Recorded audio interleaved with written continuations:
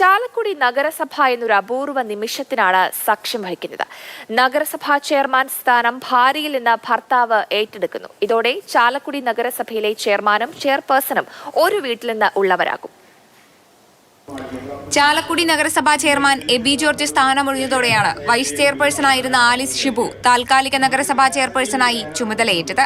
കോൺഗ്രസിലെ ധാരണ പ്രകാരം ഇനി കാലാവധി അവസാനിക്കുന്നതുവരെ ഷിബു വാലപ്പനാണ് ചെയർമാനാകേണ്ടത്.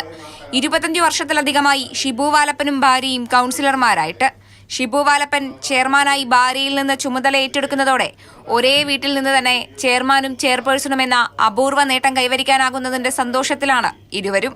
എല്ലാവരുടെ സപ്പോർട്ടോടും കൂടി ഒരുപക്ഷെ എൻ്റെ പാർട്ടിയും എൻ്റെ പ്രസ്ഥാനവും എനിക്ക് നൽകുന്ന വലിയ ഒരു അംഗീകാരം ഈ ഒരു ചെയർമാൻ പദവി എന്നതോടൊപ്പം തന്നെ ചാലക്കുടിയുടെ പൊതുസമൂഹം ആഗ്രഹിക്കുന്ന രീതിയിലുള്ള ഒരു ജനകീയ ഭരണ നേട്ടത്തിന് ഞാൻ പ്രധാനപ്പെട്ട ഒരു പങ്ക് വഹിക്കാനായിട്ട് ഈ കാലഘട്ടം ഉപയോഗിക്കും എന്നാണ് ഈ സന്ദർഭത്തിൽ സൂചിപ്പിക്കാനുള്ളത്.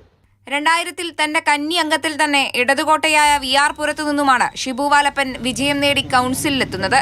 ഈ വാർഡിൽ നിന്നും നഗരസഭയിലെത്തുന്ന ആദ്യത്തെ കോൺഗ്രസുകാരനും ഷിബുവാണ്.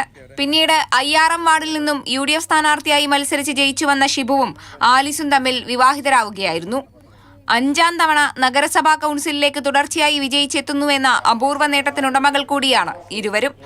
നഗരസഭയുടെ നാഥനും നാഥയുമായ ദമ്പതികളെന്ന ബഹുമതിയും ഇനി ഇവർക്ക് സ്വന്തം. മാതൃഭൂമി ന്യൂസ്, തൃശൂർ.